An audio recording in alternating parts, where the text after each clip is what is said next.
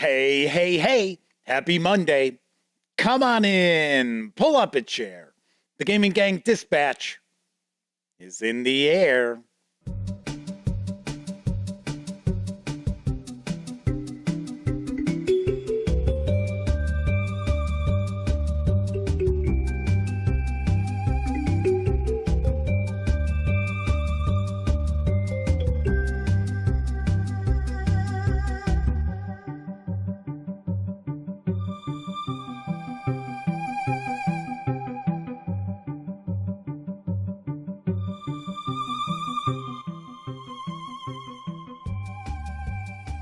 Howdy, gang, and welcome once again to the Duct Tape Studios.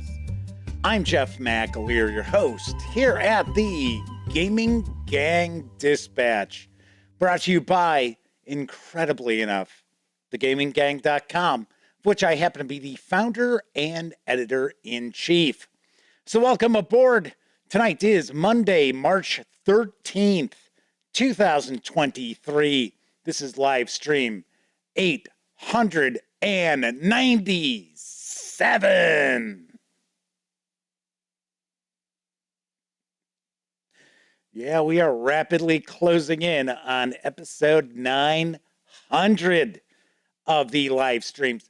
Not actually episode 900 of the Gaming Gang Dispatch, because back in the day, we originally called this the Daily Dope, because it was on 5 nights a week.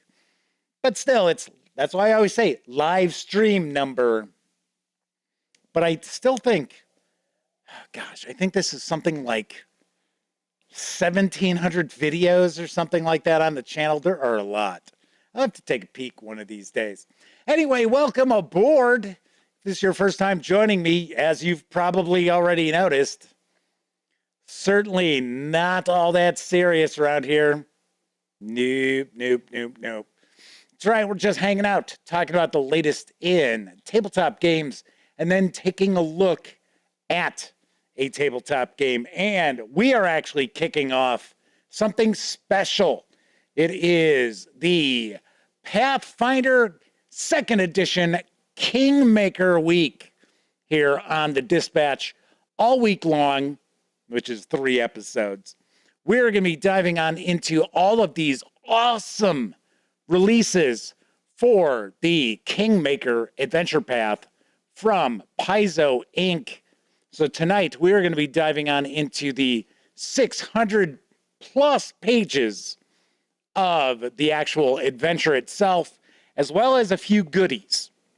So we're going to look at some of the extras as well for Kingmaker later on tonight.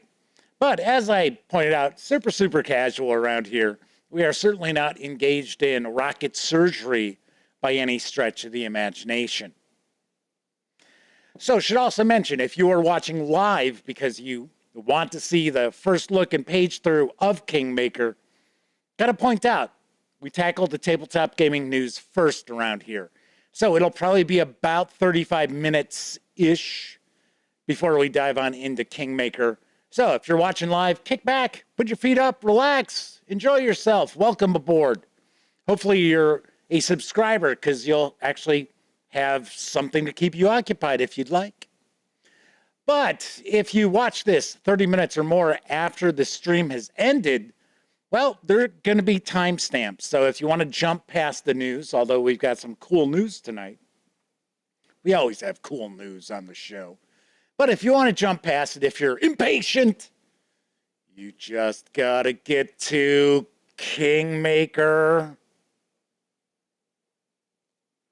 You'll be able to do that with those timestamps. They're located in the show notes, or depending on the device you happen to be watching this on, those timestamps might be right there in the timeline of the video, right in front of you. So you can skip ahead if you'd like once the stream is over. Of course, when you're not watching videos on the Gaming Gang channel, be sure to visit thegaminggang.com for, whoops, what in the world? I bumped the keyboard, whoops. Anyway, by all means, visit thegaminggang.com for all the latest in tabletop gaming news, reviews, and a whole lot more that you won't find here on the YouTube channel. Come on, you know the drill. Get your geek on at thegaminggang.com. Lastly, this is a live stream, so that means there is chat available. It's not on screen. It's one of the ways that I keep some of the more unusual commenters at bay. And I already mentioned, if you are a subscriber to the channel, you have something to occupy your time. That's right, because you must be a subscriber to the Gaming Gang channel in order to take part in chat. In fact, you have to be a subscriber for at least 48, I almost said 45, 48 hours before you can take part in chat. Another way that I keep some of the more unusual commenters at bay. So chat is off and running already on this Monday evening. The Motor City Madman is first out the gate, saying howdy to everybody. The Madman happens to be one of our chat moderators as well. Veteran Greblocks, Roger Prudhomme, and Rapscallion J are with us, as is Chuck Terrell, Kathy Evans, Bruno Azevedo. It's been a while since we've seen Bruno. Good to see you. Hector Stafford, Mark Dandy is hanging out. I believe this might be Mark Dandy's first visit with us in chat. If so, welcome aboard. And Christopher Rush is hanging out as well. Saying they're here, but they can't chat. Well, good to see you, Christopher. Thanks for joining us. All right, so without further ado, let's jump on into the news. You already got a hint of what this news piece is. Arriving this fall is Overboss Duel. Here's the latest from Brotherwise Games. Yes, that slide looks familiar, doesn't it? Just saw it a few seconds back. In Overboss Duel, rival boss monsters go head-to-head to conquer the overworld on a shared board. Each turn, players draft and place terrain tiles and monster tokens anywhere, even on their opponent's land. Their goal: to craft the map with the greatest power and sabotage their rival at every turn to become the ultimate overboss. Designed by Aaron Mesburn and using the same basic system as the hit game Overboss, this fast-paced game combines drafting, set collection, puzzly tile laying, and messing up plans. Hopefully messing up your opponent's plans, not your own. It's set in the retro-inspired pixel art world of Brotherwise Games' best-selling Boss Monster, with many of the same familiar characters. Build your map by drafting icy peaks, towns, sunken cities, spawning grounds, roads, and dungeon entrances. Each terrain type has a different point value and unique ability. Some abilities even allow you to move tiles across the overworld, stealing from your opponents or giving them your unwanted tiles. Players must balance optimal placement, set values, and board space. You'll also need to manage monsters, which award points when grouped together or placed on matching terrain.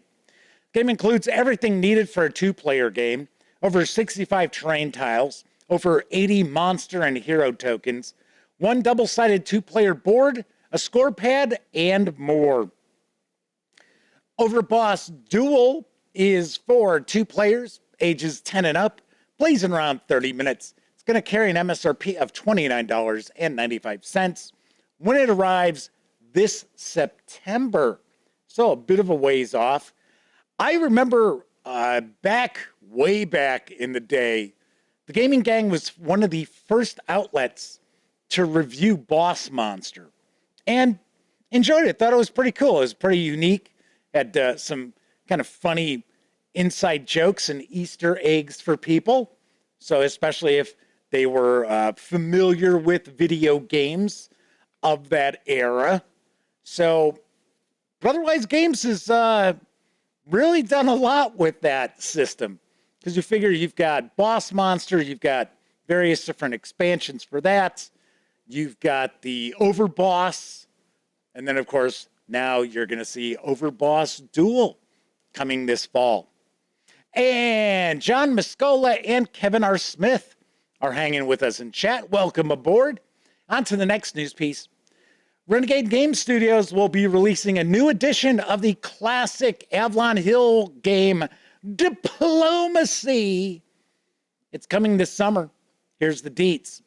At the turn of the 20th century, prior to World War I, the 7 great European powers are engaged in an intricate struggle for supremacy. Each power's military forces invade and withdraw, shifting borders and altering empires with subtle maneuvers and daring gambits. Alliances are formed and trust is betrayed as players negotiate and outwit one another in a delicate balance of cooperation and competition to gain dominance of the continent. Diplomacy challenges players to rely on their own cunning and cleverness, not dice, to determine the outcome of this game for conspiracies and conquest. This new edition is going to feature 140 updated wooden meeples. I don't know why they're calling them meeples. They should just call them wooden pieces to represent fleets and armies. New quick start rules. And of course, this is a classic game of strategy, negotiation, and betrayal. Diplomacy is for 2 to 7 players, ages 14 and up, plays in around 4 hours. It's going to carry an MSRP of $45 when it arrives in August. I will take a guess that this is going to be a Gen Con release for Renegade Game Studios. I find it pretty interesting that Renegade Game Studios is actually going to produce some Avalon Hill titles. So they have already announced that Axis and Allies, the various different editions of Axis and Allies, not all of them are going to get releases from Renegade Game Studios. The 1914 Axis and Allies, which is kind of weird because it wasn't Axis forces. It was the Central Powers. But anyway, it is World War I. That has already been announced. I think the 1942 edition has been announced as well. So, and of course, Diplomacy. I saw that Acquire, the old classic economic game, is going to be released by Renegade Game Studios. So kind of cool to see that. I mean, there's tons of Avalon Hill titles that I really wish would see the light of day again, as opposed to the usual reprints of like Axis and Allies, and of course, even Diplomacy. Diplomacy has been reprinted umpteen times from various different companies. So glad to see this making an appearance. But I'm also glad to see that there's other Avalon Hill games that are getting some re-releases, or they're being renovated for a new generation of gamers. So very, very cool. Look forward to that. Should also point out that Diplomacy has this reputation of being this game where players are going to flip the table. In fact, I forget who it was. One of the war game reviewers who has actually branched out into other stuff too, but he usually does war games. I think he just released a video talking about 10 games that'll end friendships, and Diplomacy is one of them. I gotta be honest, I have played Diplomacy many, many times over the decades. And as long as everyone knows going into the game that it is a game of negotiation and screwing your neighbor, I've never seen any problems. I've never seen any, I mean, people have been like, oh, for crying out loud, man. But nobody got all worked up and that bent out of shape. Oh, I'm sure there are people who have. And I think part of the problem too is some aspects of Diplomacy rule-wise have never been crystal clear. That there are usually situations that are going to pop up that are not completely laid out in black and white. I think that causes some issues as well. Brethren says, yeah, it's a game of lies. Well, to be honest, I have found with Diplomacy, usually when you have a few people playing together as an alliance, then you never have any issues. any issues. Kevin points out diplomacy played a huge role in the evolution of role-playing games from wargaming. Flaming Huron's with us, as is Zurak Zuran 1. So it looks like we've got a nice chat off and running so far tonight. Let's start talking about, speaking of diplomacy playing a role with role-playing games, let's talk about some role-playing game news. Because the box set for the Mausreta role-playing game is back in stock from Losing Games. An Exalted Funeral, here's the skinny. Take up the sword and don the whiskers of a brave mouse adventurer in Mausreta, the rules light fantasy adventure role-playing game. It's a huge and dangerous world out there, and it does not look kindly on a small mouse. But if you are very brave and very clever and just a bit lucky, you might survive. And if you survive long enough, you might even become a hero amongst mice. Fierce, fast, and flavorful character creation gets you playing your mouse adventurer as quickly as possible. Physical card-based inventory keeps bookkeeping to a minimum and hard choices to a maximum. There's dangerous and evocative magic with 15 spells to find and cast. There's a generous toolbox of resources to provide the game master with support to create mouse-scale sandbox adventures. Delve into the ready-to-play adventure site of Stumpsville and explore further into the Earldom of Eek. The box set carries an MSRP of $55. Do want to point out you can download the core rulebook over at DriveThruRPG as a pay-what-you-want. It's been that way for quite some time. So that is available. But this box set, I know, sold out. It is finally back in stock. So it contains the core rulebook. I believe it's a hardcover. The adventure, I think it even has a little game master screen in it as well.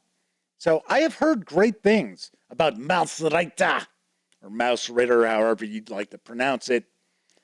And the only thing that holds me back from picking this up is you play as mice. I would love to see the core mechanics of the game with that like card-based inventory, because I think that's kind of cool how it's almost like a bit of a Tetris layout to your inventory. You only have so much space that you have to put things in. And pretty sweet. If they had it for like old school Renaissance role playing, I would definitely grab this and just so I could review it. Don't know. Like I said, even as a game where you're playing as mice, I have heard really, really good things about this as well. So Flaming Huron is with us in chat. I don't know. I think I said hello to him. Maybe I didn't. But I will point out Flaming Huron is another one of our chat moderators.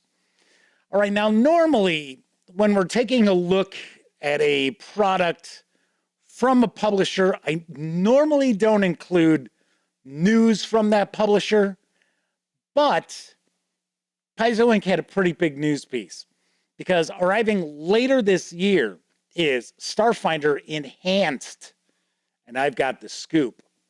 Enhance your Starfighter, I need a sip. Like Starfighter, Starfinder, baby.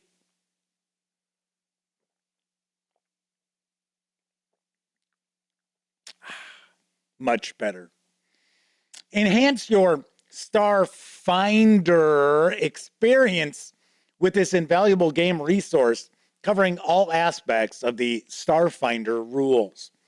From totally revised fundamentals like core classes and starship combat to brand new systems for expanding the way you play, this 192-page hardcover rules resource offers fresh ideas while still blending with the existing system. With Starfinder Enhanced at hand, you'll be ready for the countless challenges of infinite space.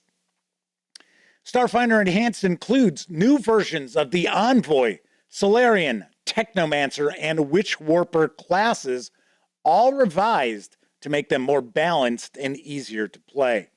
New class features and character options for every Starfinder class published to date. New archetypes, spells, equipment, and over 90 new feats. Truly build the character you want.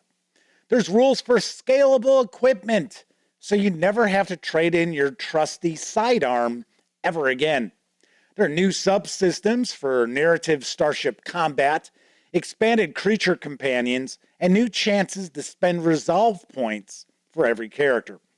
12 playable species, including fan favorites and entirely new options, from the shape-shifting Kitsune to the tiny Novians, which is what you're looking at right now, born from dying suns. This 192-page hardcover is going to carry an MSRP of $44.99. So here's what I'm kind of curious about.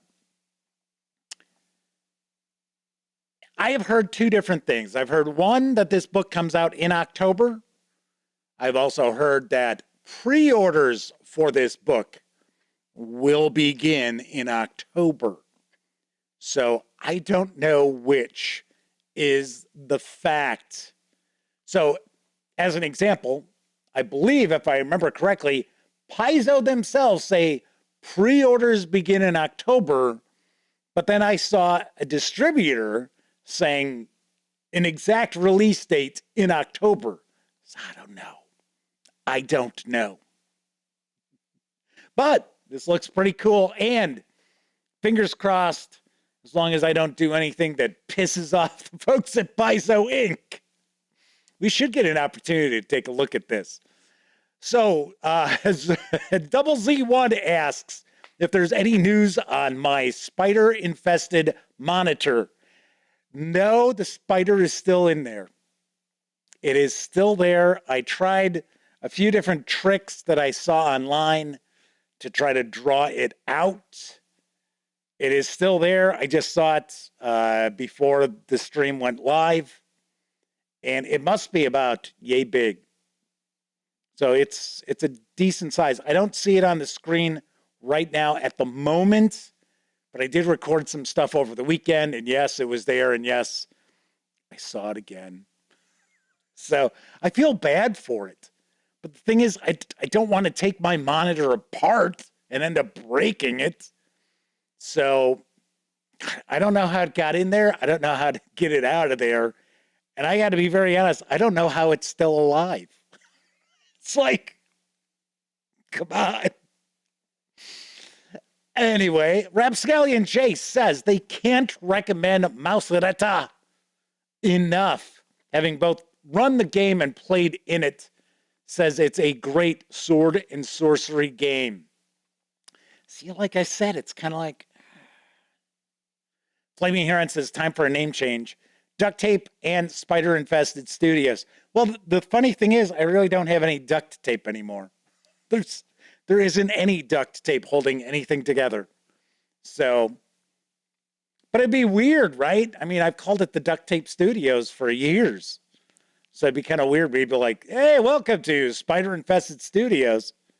I do like to say it's the Kingdom of Spiders, although I am going to look into a way to try to get rid of spiders down here this coming spring and summer, but without, having to use pesticides or anything like that.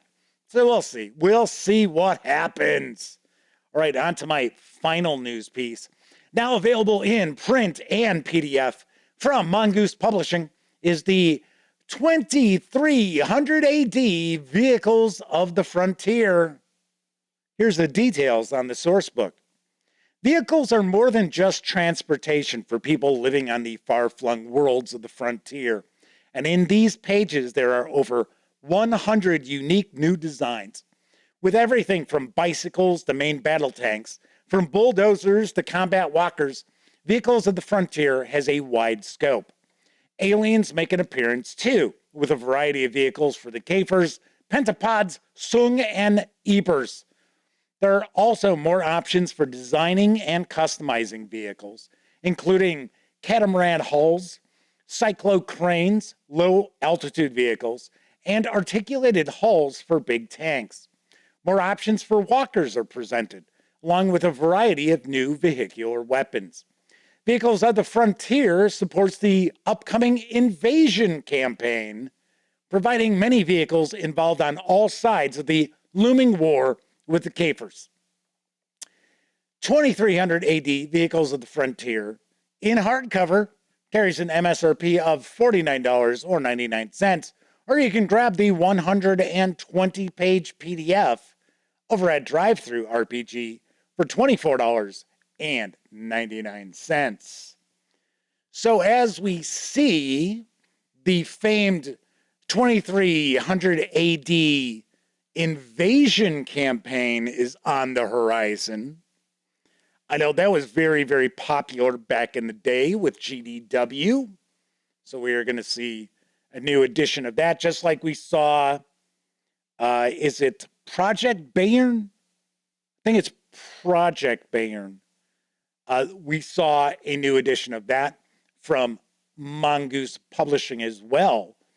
So speaking of Mongoose Publishing, yesterday I shared this month's edition of Why You Should Play, and I featured Traveler 2nd Edition from Mongoose Publishing. So if you haven't checked that out, give it a peek. Although for some strange reason, a lot of people think it's a review. It's really not a review. It's just me talking about what I like about Traveler 2nd Edition from Mongoose and Traveler in general as well. So it's not really a review, although I'm kind of paging through 2 of the 3 books from the starter set. So by all means, check that out. Also shared my OSR video over the weekend. And as I mentioned, I did talk about the perception that there are a lot of right-wing extremists who are part of the OSR. And I don't know, pissed some people off with that video. Whatever, I don't care. I mean, just sharing my personal experiences in that. And but the funny thing is, I even said it really depends on where you hang out. So if you're hanging out on like RPG.net, reading up on the OSR, you're fine. So I don't know. So Flaming Heron says they agree with me on Traveler 2nd Edition that you get a lot for what you pay most of the time. And that was something I did discuss in that video, is the majority of the time, I personally think Mongoose gives you a good amount of content, and we say it all the time, pretty pricey. They're one of the priciest of the role-playing game publishers out there, but usually you get pretty good value. So Liquid Nebula is hanging out with us. Welcome aboard. They said they're going to get a chance to check out the Traveler video after the stream. Yeah, it's pulled in good number of views. I think it's about 700, and it's been up about a day, about 24 hours. So it's really funny. I have noticed more and more that the role-playing game content on the Gaming Gang just is getting far, far more views than the board gaming stuff. And I talked about it before. There was a reason why I was looking to move away, not completely, but focus much more on role-playing games. For one, because people seem to like that coverage that I do more, I guess, than like with board games and stuff. And I think that there's just way, way too many people out there. And I'm not passing judgment on anybody, but I think there are far too many people covering board games. And every time you turn around, it's somebody else is a self-proclaimed expert on board gaming because they've been part of the hobby for 6 months. So they know everything about it. So there is that. 245 Trioxin is hanging out, mentioning the price of Traveler is what has kept them away. I mentioned this in the video. Keep your eyes peeled for bundles of holding or humble bundles, because we see it at least once a year that you'll find a money-saving deal. So from what I've seen in the past, usually you'll get one on Humble Bundle, which is always the best deal. You get phenomenal deals. I've got a news piece about a Humble Bundle tomorrow I'm going to talk about. And Bundle of Holding is still a good deal, but you usually get way more content over at Humble Bundle. And you will see it for Mongoose Traveler at least once a year, because I double checked, because I knew I'd seen it, but I wasn't positive when. And I took a look, and it looks like the last time Traveler Second Edition was available as a money-saving bundle in November of last year. So 245 Trioxin says they are a physical book snob. I get it. I understand that. If you're going to do that, your best bet is probably eBay, or I don't even know if it's on Amazon, to be honest. I don't know if you can get Traveler stuff on Amazon. Vaughn Moore has popped on into chat. Thank you very much. Vaughn says that I am probably their favorite RPG journalist. Oh, well, thank you very much. They also like Questing Beast as far as OSR goes. Isn't that Ben Milton? Isn't that Ben? Isn't Ben Questing Beast? Ben Milton of Knave fame. He seems like a decent guy. And yes, he does a lot of good OSR content. There's a lot of OSR reviews. And of course, let's not forget Seth Skorkowski. I think that's how it's pronounced. His stuff's a blast. He does a lot of Traveler. He does a lot of Call of Cthulhu, although I must admit, I haven't watched any Seth Skorkowski videos in maybe about a year. Just haven't gotten around to it. There's so much stuff I could be watching at all times. So, Veteran says, yes, it is Ben. Thank you. Rapscallion J points out, you buy the book from Mongoose, you also get the PDF. That is a good point. All right, so we are going to be kicking off Kingmaker Week in just a few moments. There was a couple of things I did want to mention. I'm not going to spoil anything for anybody, but The Last of Us wrapped up last night. Good episode, but it felt really short. And it was like 42 minutes. And I was kind of like a little disappointed. Now, I wasn't disappointed in the actual episode, but it did feel kind of rushed. It felt kind of rushed to me. And I guess 42-minute episode would do that. But I got to say, I think HBO did a fantastic job with The Last of Us. And we will be seeing a second season, no doubt. I'm pretty sure of that. So, Vaughn says, Professor Dungeon Master is also great. Gotta admit, I know who they are. I've actually never watched any of their stuff. So, Madman says, looks like there is some Traveler content at Amazon. Depending on how you feel about eBay, or if you're not in the US, if you're someplace else, whatever eBay-ish website you've got, that's probably where you're going to get the best deal if you're really looking to save money, probably on some used stuff for Traveler. Anthony Good is with us in chat as well. Other thing I wanted to mention, and it's not something I'm going to harp on, but I kind of took a peek as the Oscars were unfolding last night. I was not watching them, but I was kind of from time to time taking a peek to see like the winners and stuff like that. And it was kind of funny. I should have posted on Twitter my predictions, because except for what was the one that I missed? Jamie Lee Curtis. I was not expecting Jamie Lee Curtis to win the Oscar very surprised by that. I thought it was going to be his name Carrie Conlon, who was in Banshees of Inisherin. I thought she would win. But everything else, it was like, yeah. But here's what I was going to say. And I know a lot of you who watch the show, you're around my age. I got to admit, it's like nowadays, the Academy Awards are just,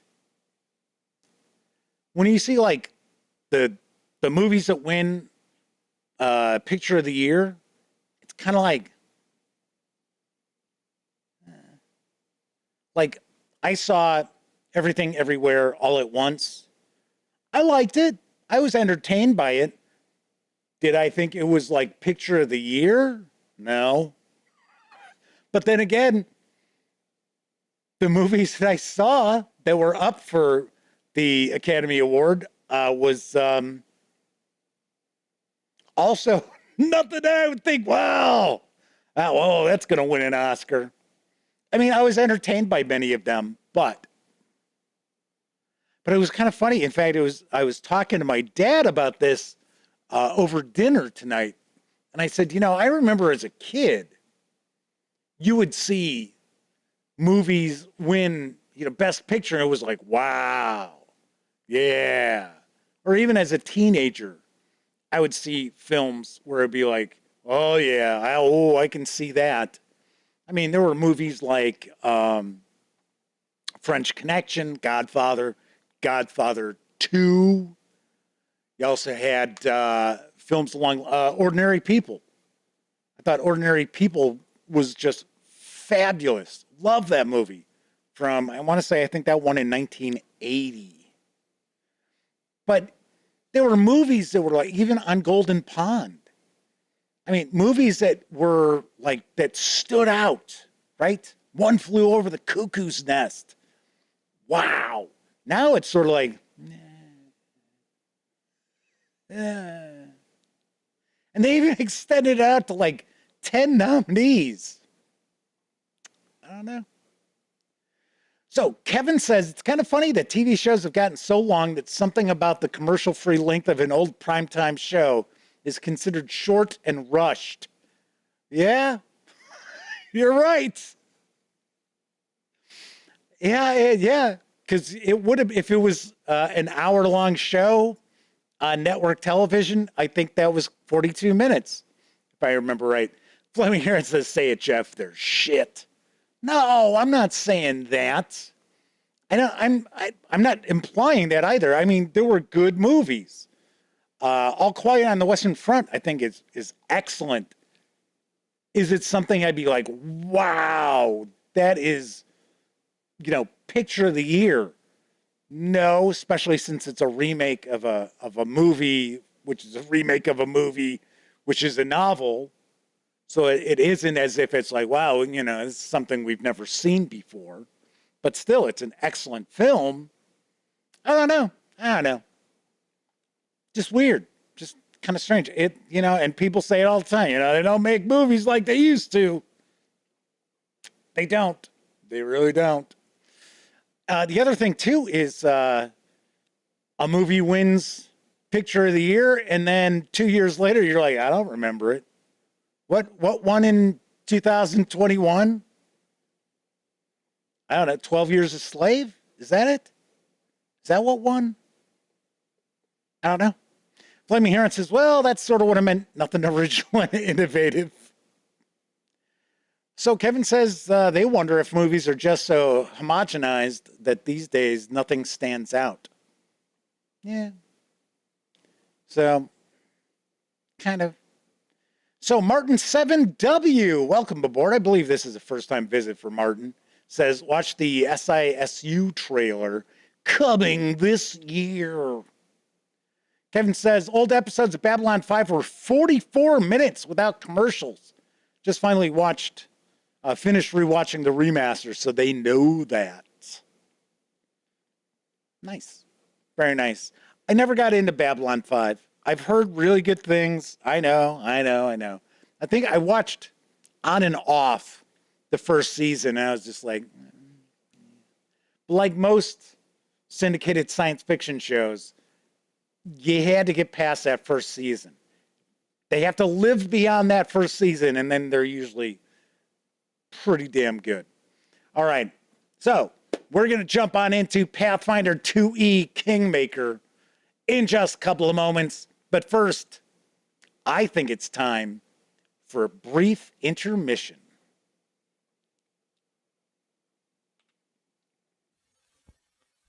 It's intermission time, folks. Time out for a delicious snack in our sparkling refreshment building. Every item a fresh, appetizing taste treat. Guess what would taste good right now to everyone in the car? Candy. We've got your favorite kind at the concession stand. Come on down and pick out the kinds you want to enjoy during the rest of the show.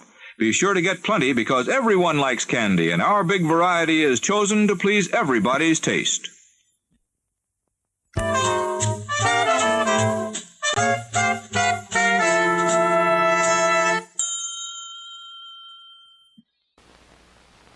What a blue ribbon day. Open a beer. What do you hear? Why, it sounds like Pabst. Listen here. Pabst. Pabst Blue Ribbon Beer. Pabst is the beer that speaks for itself. It speaks with authority. It says, well done, now have a beer. It speaks of fellowship and good cheer. It says it in one word, listen here. Pabst. Blue Ribbon Beer. Pabst speaks for itself. It says, well done, here's your refreshing reward. For all your blue ribbon moments, make it Pabst, because Pabst makes it perfect. Pabst Blue Ribbon, so much better for so little more. Care for a cup of Wilkins coffee? No, I don't like coffee. This has been a public service announcement.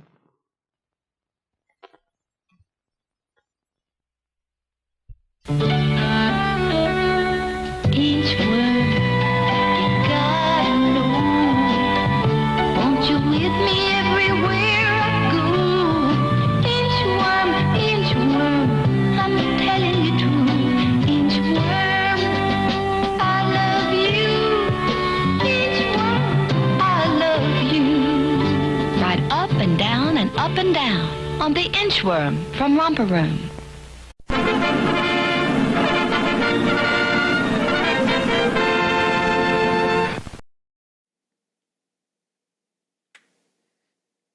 Yes, got to get me one of them inchworms.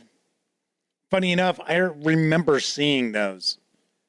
In fact, I wouldn't be surprised if they still make toys like that. One of the few toy commercials that we've seen where it'd be like, yeah, I could see them still making something like that. So, quite a bit of discussion going on about Babylon 5 and a little bit about Deep Space Nine. So, cool. I guess there's a new remake or reboot of Babylon 5 that has been in the works, but don't know. A little discussion there about Buck Rogers. Buck Rogers in the 25th century.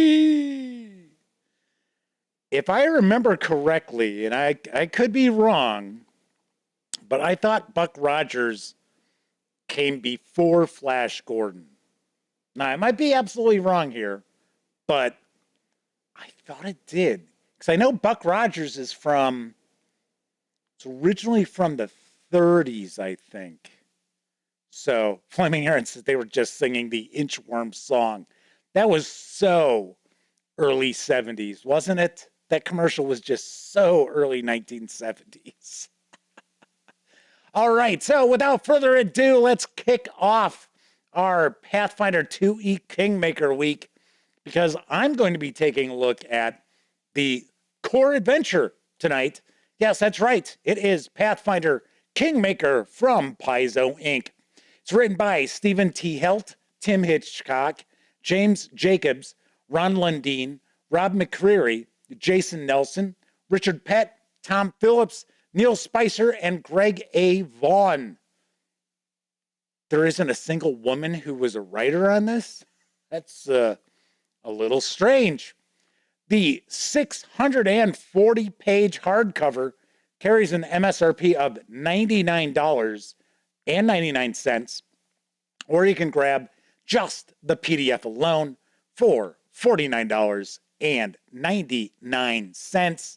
Let's swing on over to the other camera, because here I've got Pathfinder 2e Kingmaker. Few things I do want to mention before we jump on in. As Kevin points out, it's Kingmaker, not Queenmaker. Come on, you could have had a few women working on it. Jeez. There you go. The madman pointing out, Duck Dodgers in the 24th and a half century. Anywho, the fine folks over at Paizo Inc. were kind enough to provide me with this review copy. But keep in mind, neither I nor anyone else affiliated with the gaming gang has received any other sort of compensation for me to share this coverage with you. These days, it's very important that you know that. Also, we're not going to look at each and every page. This is 640 pages here. But I do want to give you a good feel for what's in this book. And I've never cracked this open either. Now, I have played the PC game, but as far as I understand, this is quite different than the PC game Kingmaker. Although I really enjoyed the 120 hours or so that I invested into that. Also, this is an adventure. So if you are a player hoping that your game master is going to run Kingmaker, then I highly recommend tune out now, because you don't want any surprises spoiled as we take a peek through. Anthony Good asks, didn't TSR do a Buck Rogers RPG? Yes, they did. And it is not fondly remembered by any stretch of the imagination, mainly because Lorraine Williams' family owned Buck Rogers. So that was why it got pushed through as a TSR role-playing game. So there you go. Kevin's pointing this out for us. There you go. Kevin's sort of our historian on role-playing games. All right, so let's take a look at the back here. Keep in mind, I've got some other goodies we're going to look at tonight as well. So this is going to be a big show this evening. Who rules the stolen lands? The stolen lands have long been the domain of bandits and monsters, but no longer. Your party has been granted a charter to explore these wilds, defeat its dangers, and build a brand new nation. Yet not everyone will welcome you as new neighbors, and powerful supernatural forces have their own plans for the region. Can you defeat your kingdom's enemies and become one of the greatest new nations in the world? This hardcover edition of Kingmaker contains all 6 chapters of the original Kingmaker adventure path, expanded and updated for use with Pathfinder 2nd edition. Hundreds of pages of new content that expands the campaign to cover the full range of levels, from 1st to 20th. There's extensive rules for building and running kingdoms, settlements, and armies, along with narrative-based rules for quickly resolving mass combat. So let's jump on in. Now, one of the first things I will mention is that this copy is a little dinged up, which is fine with me.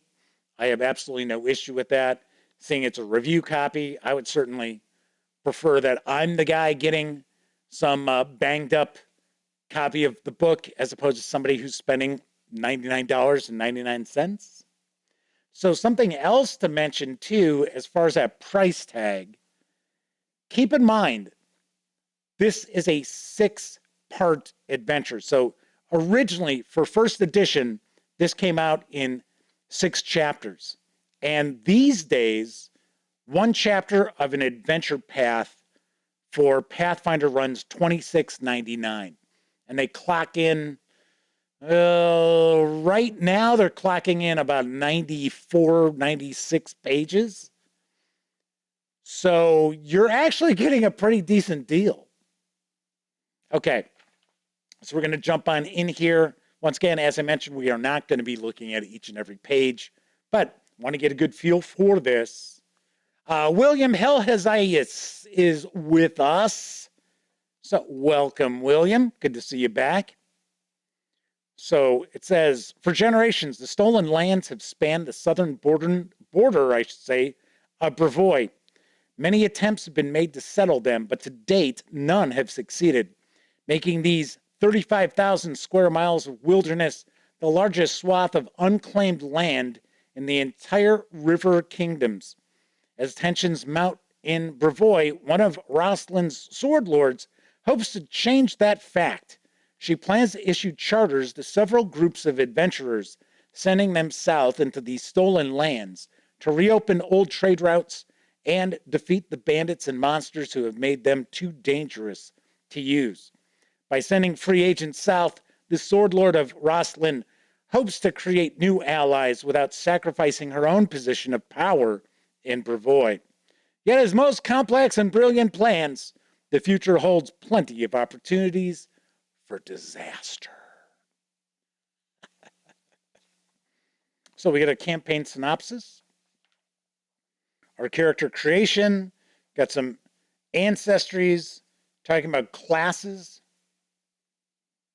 What classes, or is this just a breakdown? I think it's a breakdown of all of them and how well they'll play out in this campaign. So as an example, it says, for the alchemist, it says, well, alchemy doesn't play a particularly important role in the Kingmaker adventure path. An alchemist still has plenty of opportunities to shine in this campaign. Bards, gunslinger, psychic, ranger, the swashbuckler, the wizard. Other considerations, alignment. Kingmaker works best if the PCs share at least one primary alignment in common, but as long as the players work well together, any alignment can function in this campaign. Yes, there you go. Chaotic evil characters going to run their own kingdom. So chapter 1, a call for heroes. I like the artwork so far in these. The Sword Lord's Feast. So this is kind of how the PC game opens up. A call for heroes. There is, and we are going to take a look at this as well. There is another book, which is the companion book, which will have NPCs from the PC game. So, pretty interesting. So we have an attack, it looks like, at this feast. Then we have exploring the stolen lands. The map of the stolen lands is divided into 20 zones, 19 of which are keyed to different levels. The Bravoy zone is not keyed to a level since the PCs cannot settle it or expand into it during the scope of this adventure path. It's therefore listed as Zone 0. We've got our kingdom management. We are going to take a look at the kingdom management screen in just a bit, as well as the, I think it's the kingdom tracker is what it's called. We'll be taking a look at a flip mat for the noble house, which is the first part of this adventure path. So here we've got a breakdown of the various zones.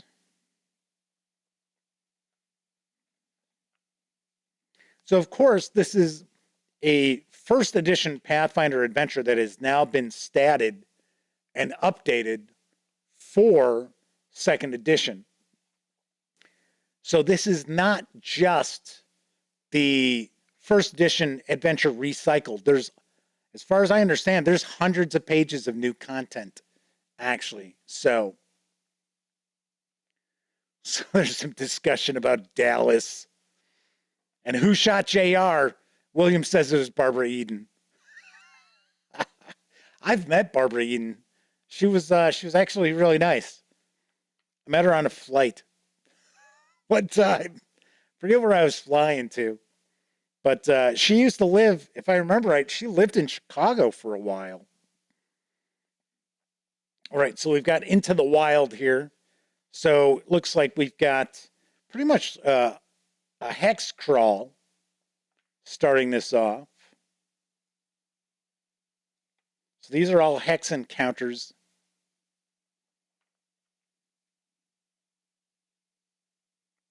Cool. For the different zones, as you can see, zone 14, zone 15.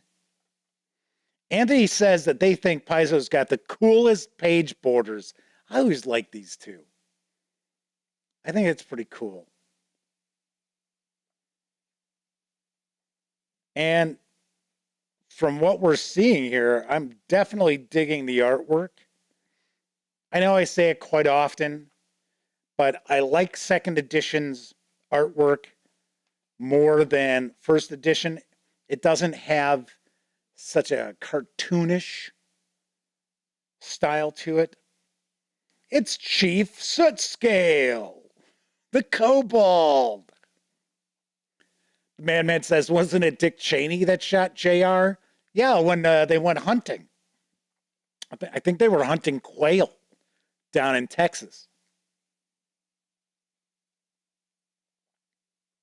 Double Z1 says, this looks good, and I'm not into Pathfinder at all. Well, I think we all realize if you have been running role-playing games for really any length of time, you can crib stuff from game systems that you've never used or you've never run pretty easily. So we've got the dancing lady. So she would fit in with Buck Rogers with the disco. So there was a comment in chat saying, oh, they better not reboot Buck Rogers because they can't do it without disco. I'm trying to remember the actress who played his sidekick. Gosh, I can't remember the character's name either. But as a kid, I was like, I had a crush on her, that's for sure. So here we get into, this is chapter 3. I think it's the old sycamore. Oh, no, I'm sorry. Oh, I thought it said stolen. Okay, there we go. Chapter 3, Stolen Lands. Trouble at Oleg's, Bandits of the Greenbelt, and Against the Stag Lord. I seem to recall the Stag Lord being in the PC game. Yes, Rapscallion J, Aaron Gray. Thank you. And Kevin said that too. So, 245 Taraxon points out that there is a 5e bestiary for this. Yes, we're going to be looking at that tomorrow. But I will point out that there is not a 5e edition of this book. So, Rapscallion says, Wilma Deering? Yep, that was it. So, yeah. Veteran Grayblock says, nah, it was all about Ardala, played by Pamela Hensley. Hey, I'm not knocking her at all. I'm just saying, as a kid, I had a crush on Aaron Gray. I mean, yeah. And then I don't think she appeared in a whole lot more. I think she kind of, I think she left Hollywood to like focus on family. So, the Stag Lord's Barracks. Rivers Run Red. Ooh, that's nice. That is pretty cool. This artwork here. So we have Home Sweet Home, Troll Trouble, and Hunting the Beast.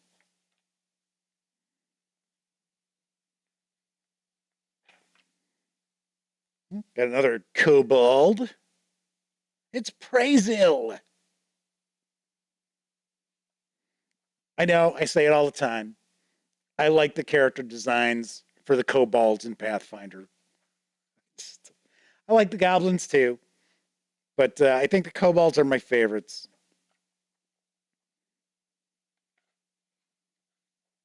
But as you can see, this is just packed.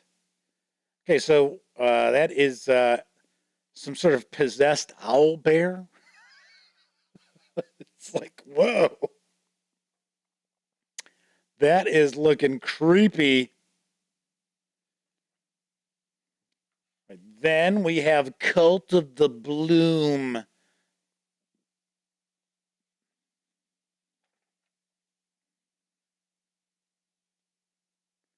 So Seeds of Ruin, Full Bloom, and Cradle of Lamashtu. So as you can see, this is more of your traditional approach to the adventure paths. So the first portion of this book was Hex Crawl with hex locations for various different encounters.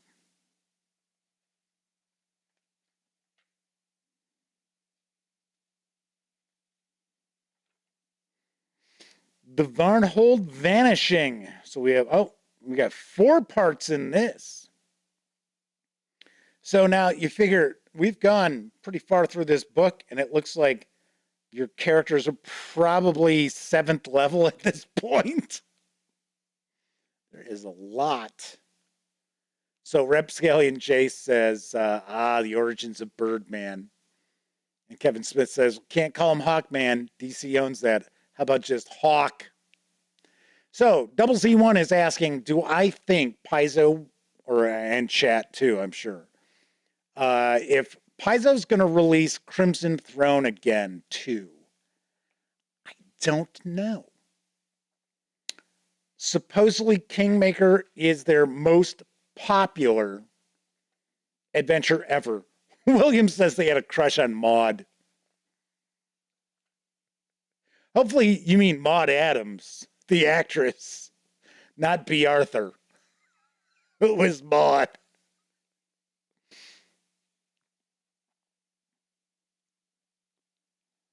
But I don't know. I'm not overly familiar with the Crimson Throne, simply because there wasn't a PC game that I played that was based on it. So, just like I know Runes of the... I should say Rise of the Rune Lords. There you go. Anthony Good just says they were going to ask that about the Rune Lords. I believe Rise of the Rune Lords was the first of the adventure paths for Pathfinder once, Pathfinder was out. And I know that's been really popular. I know that they had released a hardcover with the entire first edition collected for that adventure path, but I don't know if they're going to work on that. Just like, isn't it Skulls and Shackles? The pirate adventure path? I know that's real. That was real popular as well. So Kevin says they can't remember if Rise of the Rune Lords was for Pathfinder or 3.5. It is for Pathfinder. Now, I don't know if they did a Rise of the Rune Lords for D&D, but I do know it was for Pathfinder. There's actually an audiobook series that they stopped. They did 3. And off the top of my head, I think it's from Graphic Audio. And when I used to deliver RVs around the country, I used to get some of the graphic audio stuff and listen to it because they're like full cast audiobooks with special effects and stuff like that. I wouldn't go as far as saying like old time radio or radio drama, but similar. And there were 3 Pathfinder adventures. And one was Rise of the Rune Lords. The other is The Crimson Throne. And then there's another one where there's a mummy involved. So Rapscallion J says Legacy of Fire was the first purely Pathfinder adventure path. So says that Rise of the Rune Lords was statted for both, or contained notes for both D&D and for Pathfinder. Well, of course, Paizo Inc.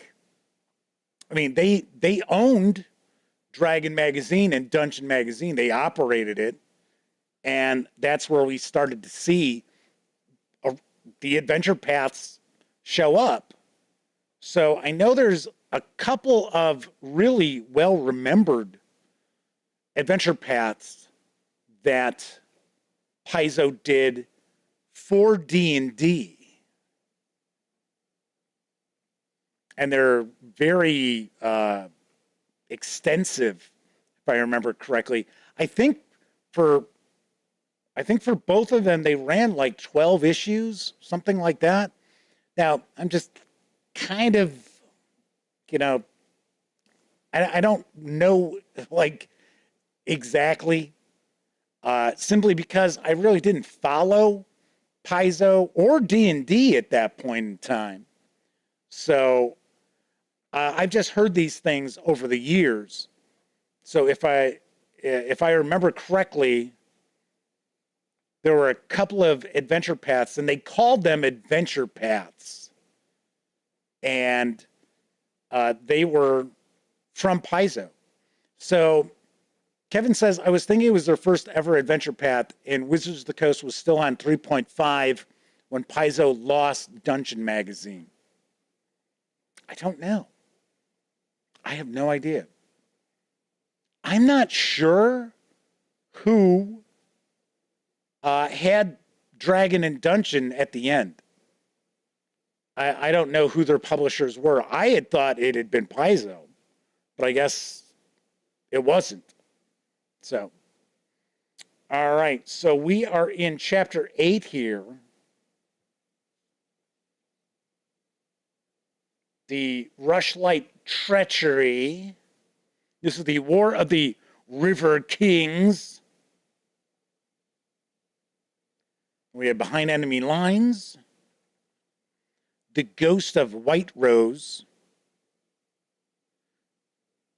I have to say, in Pathfinder, I think it's kind of cool how the Druids and Rangers have their animal companions. I think that's pretty good. I think that's pretty awesome. And it's pretty early on. It's not like, oh, well, you got to be 7th level before you get it. There's a lot of things to really like about Pathfinder.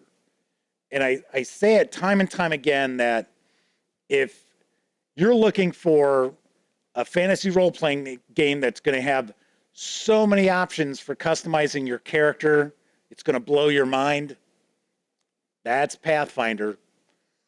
So Kevin says it was Paizo till they stopped printing physical magazines. Wizards of the Coast rescinded the license, started publishing them as online magazines. Well, they still publish Dragon, don't they, online? I mean, it's a free magazine. It's not, and it's, 30, 40 pages maybe. Unless they've stopped doing that. So here we have Infiltration.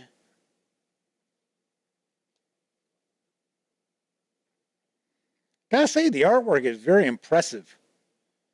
in this. It's the Troll Guard. I'd say that is a pretty detailed palace there. Oh, yeah.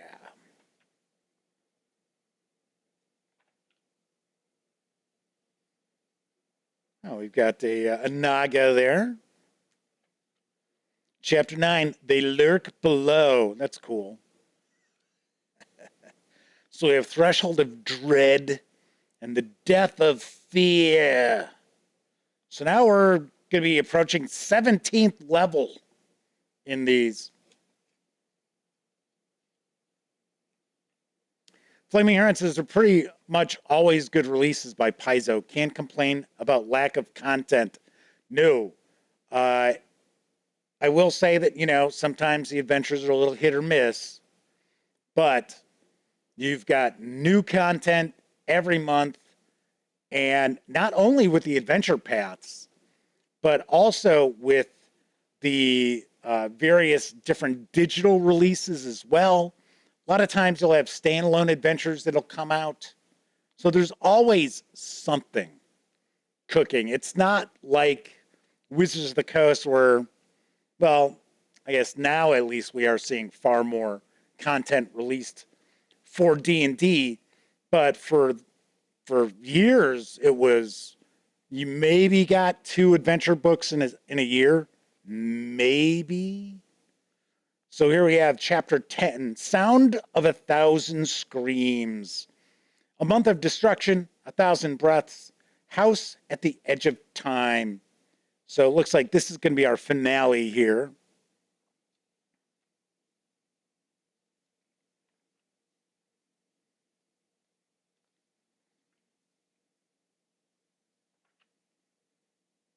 It's a lesser Jabberwock.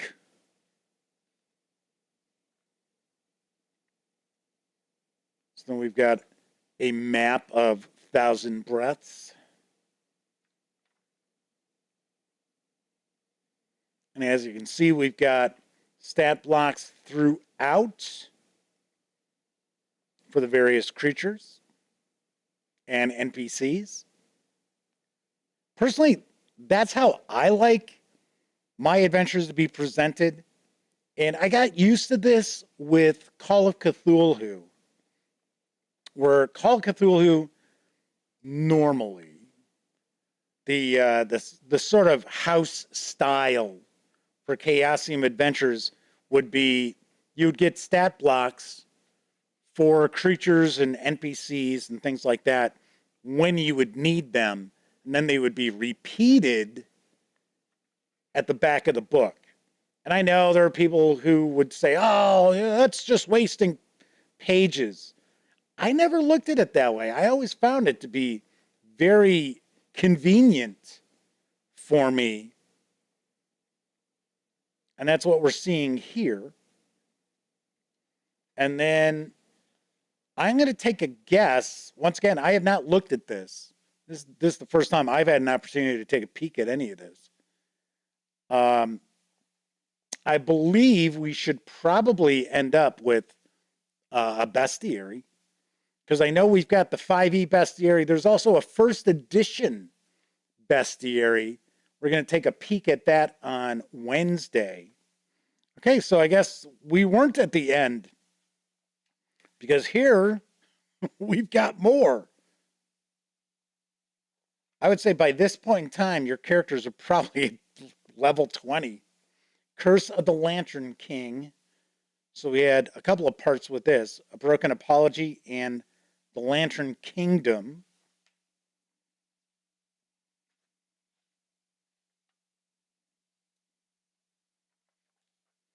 Now, one thing I will mention is I don't believe that this is available for any virtual tabletops yet. I don't know offhand, but I'm pretty sure that it is not. So Rapscallion J says, Legacy holds a special place in their heart as it's the longest campaign they've GM'd.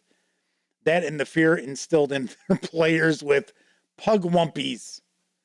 Longest campaign I ever ran was Curse of... not Curse. the Nyarlathotep. Now, why can't I think of the title of it? It's not Curse of Nyarlathotep. And that was, and we played a ton back in the day. We were in high school at that point in time, and we played minimum 3 times a week. So it was not unusual on a school night to be over at my best friend Elliot Miller's house running Masks of Nyarlathotep. I was like, why am I zoning on that? Rapscallion says, Masks is awesome. Yeah, of course, keep in mind, now we're talking, that was the 83? I think it was 83 when that came out. And I love the 2-volume set that Chaosium came out with not that long ago. I think it's fantastic. So Rapscallion says Paul Mitchner still needs to have a lie down in a dark room if they mention Pugwumpies. All right, so we've got our appendices here. So talking about kingdoms, warfare, treasures. We're going to have our NPCs and monsters, as well as some additional resources. Wow, this is packed. This is just jam-packed, everybody. Big thank you to the fine folks over at Paizo Inc.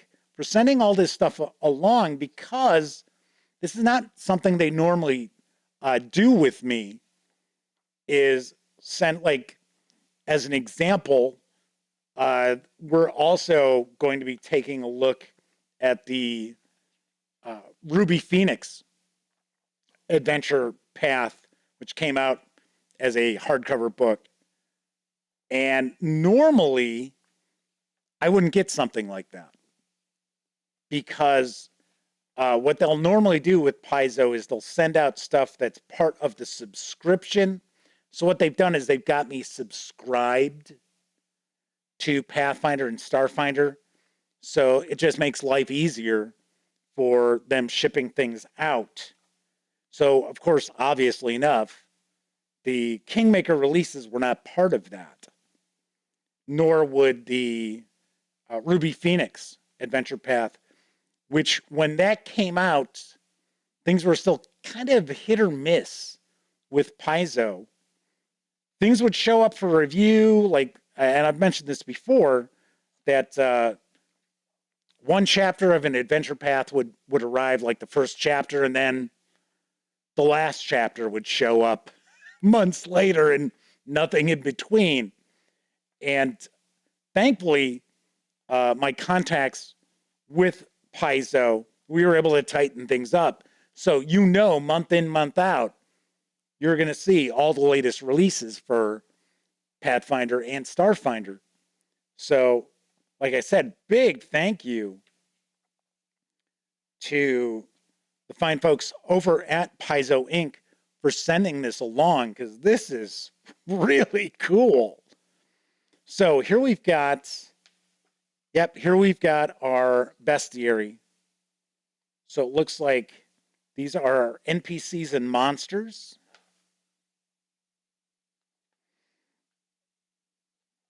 Kind of skip through here.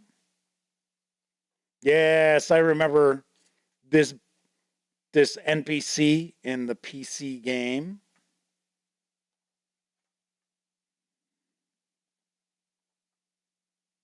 Very cool.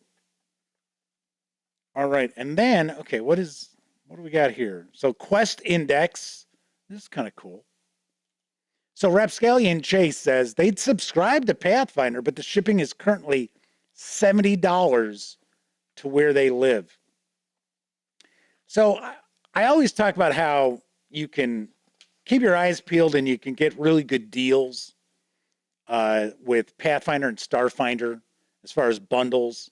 We usually see the bundles pop up every couple of months over on Humble Bundle for at least one of them. And one thing I would probably recommend is, if you're cool with PDFs, keep your eyes peeled, because a lot of times you'll get these bundles, and they'll actually have like the latest adventure paths collected. And a lot of times you're looking at like a $20 donation, $25 donation, which, funny enough, is cheaper than 2 PDFs for the adventure path. So here we got some resources. So I believe this is part of the Kingdom Tracker that we're going to take a look at in just a moment. But there you go. Ah, yes, the Pathfinder Beginner Box, which is excellent if you're looking to dip your toes into Pathfinder. It is a phenomenal value. Really, really well done as well. Then we got our core rule book, and Legendary Games actually helped out with this. So that's why I noticed they've got a credit on the back. Rapscallion J says, yes, they are also a physical book snob.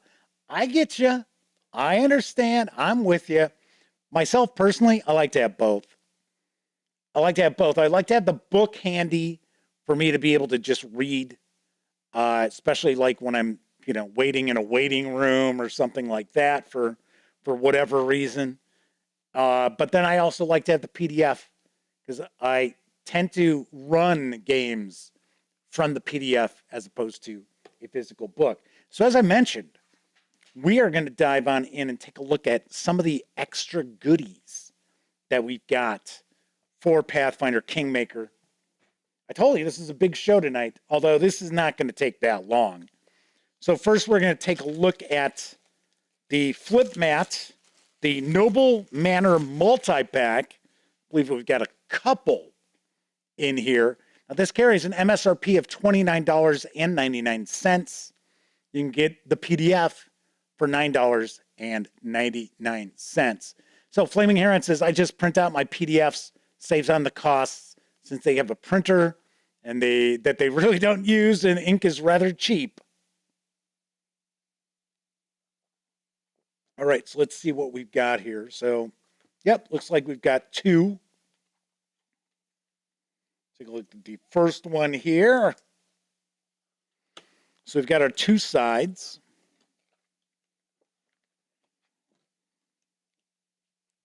So this is where, I think this is where the battle early on in like the first chapter takes place in this manor. So that's one side here. And I say it all the time when we look at these. Yep, so this is right at the beginning of the adventure, because this is the throne room. But I say it all the time that these make for excellent maps for skirmish war games. So if you're playing any sort of a skirmish level fantasy game, these are excellent. So what we got on this side? So this is the second one here. All right, come on. All right, so it looks like, hello, look, we'll play some billiards.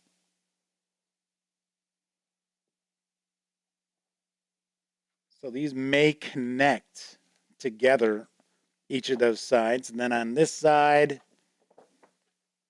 looks like a very similar looking throne room. Oh, maybe, you know what? This might be for the players when they establish their kingdom. That's a possibility. All right.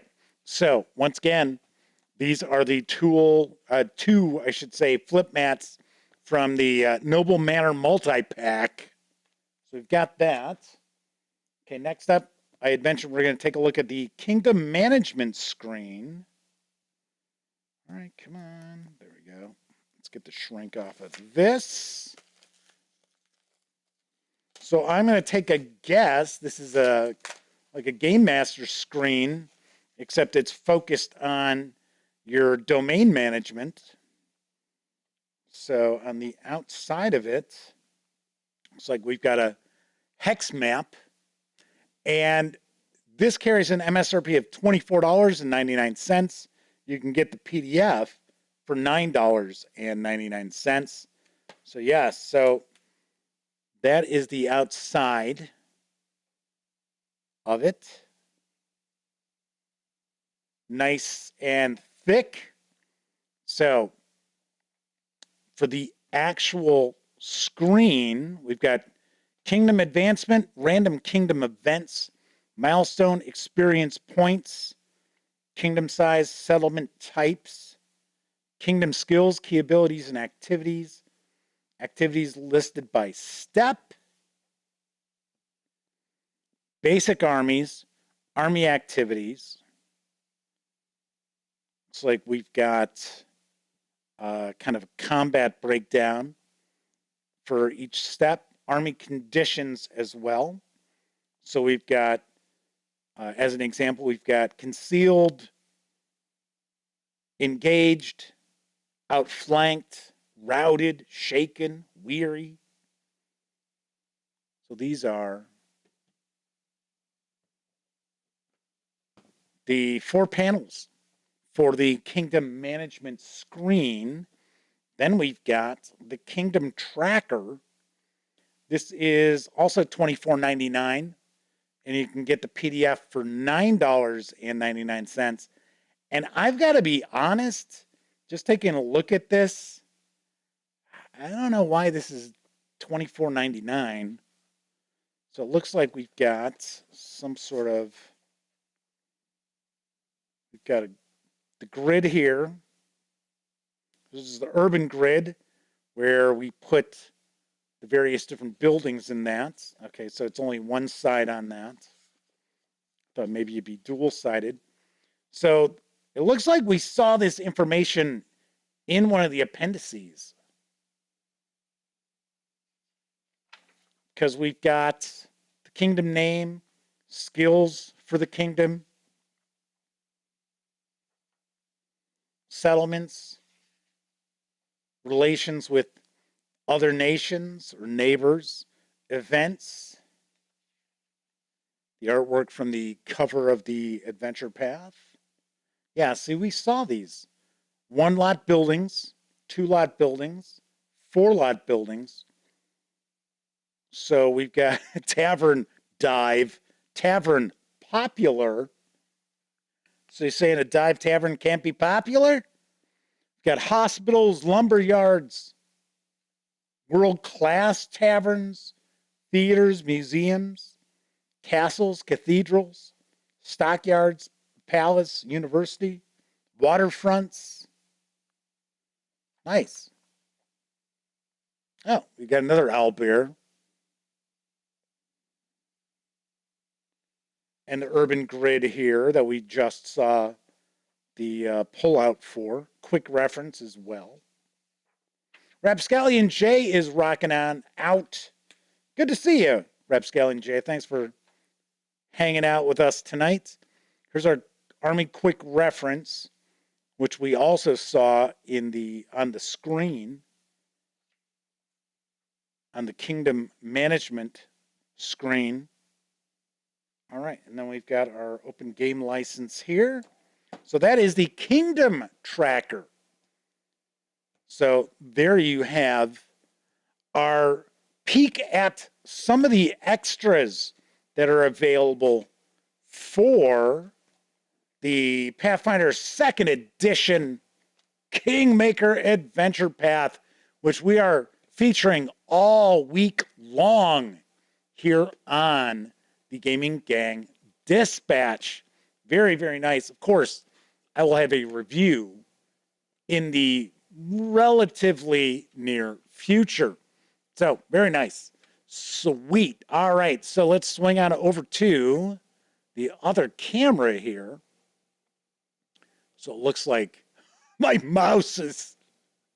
It's like, oh, my mouse has gone to sleep. All right, wake up. Wake up, mouse.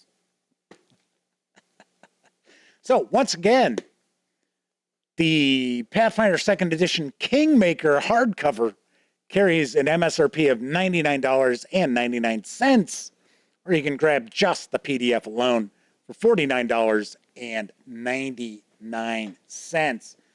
Tomorrow, we are going to dive on into the 5e bestiary for Pathfinder Kingmaker, and we're going to look at some other goodies as well. We got some more flip mats to take a peek at, so we will be jumping on into that. So I don't know if we're going to take a look at the 1st edition bestiary tomorrow as well. We might just give it a quick page through, because I'm assuming they're going to be fairly similar in layout. So we'll find out. I'm sure it's probably like the same artwork and stuff. But this will be on tomorrow's show as our Pathfinder 2e Kingmaker Week rocks on. So should mention, got a bunch of stuff over the past few days.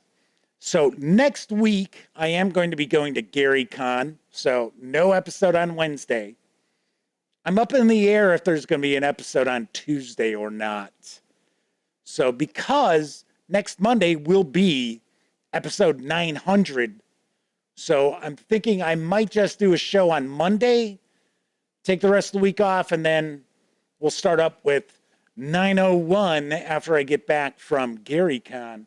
But got loads of cool stuff. I got Rivers of London from our friends over at Chaosium Inc., as well as Nameless Horrors for Call of Cthulhu. So we got that. Also got Conspiracy for Delta Green from Arc Dream Publishing, as well as Convergence, which we'll probably look at both of these together, actually. So those arrived. I got a bunch of stuff from Artelsorian Games for Cyberpunk Red, as well as The Witcher. Although I think the core rulebook for Cyberpunk Red won't be in stock again until the end of this month. I'm supposed to reach out to them once again so they can send that out, because I think we might put together a Cyberpunk Red week in the near future. That'll probably be in, mid-April or so. So there is that. And receive some board games as well. I'm doing some Kickstarter previews that I'll be working on. So stay tuned for that. Flaming Heron says, woohoo! Episode 900. Yeah, I know. I know. Can't believe how long I've been doing this. Pretty amazing. Pretty amazing. It was kind of funny. When I did my Why You Should Play Traveler 2E from Mongoose Publishing video, I took a peek to see when I did the review for the starter set, and I'm thinking, oh yeah, it's like a year and a half ago, something like that. And it turned out it was like 2020. I was like, what? I was like, it's been that long? Really? It was like May of 2020. I was like, holy shit. Time flies when you're having fun.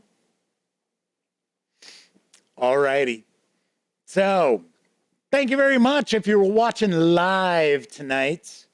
Always appreciate that. If you're watching live, took part in chat, bigger tip of the cap, because not only were you keeping me company, but you're keeping each other company as I babble on, taking a peek at stuff. So that is much appreciated. Although I know not everybody has an opportunity to watch live. Doesn't matter if you're watching live or on Memorex. Really, really do appreciate each and every one of you taking time out to watch any of the videos here on the Gaming Gang YouTube channel. Of course, if you like this video, by all means, please give it a quick thumbs up. Subscribe to the Gaming Gang channel if you haven't already. And if you do subscribe, ding the bell, because it'll not only let you know when the Dispatch streams live, Monday, Tuesday, and Wednesday evenings at 7 p.m. Central right here on YouTube. I'll also let you know when I upload original videos as well, such as my aforementioned Why You Should Play Traveler 2nd Edition from Mongoose Publishing. Everybody enjoy the rest of your morning, afternoon, evening, whatever time of day it happens to be. And, of course, I will be back tomorrow. We will continue our Pathfinder 2E Kingmaker Week. And, of course, here's hoping each and every one of you gets to enjoy plenty of great gaming with your gang.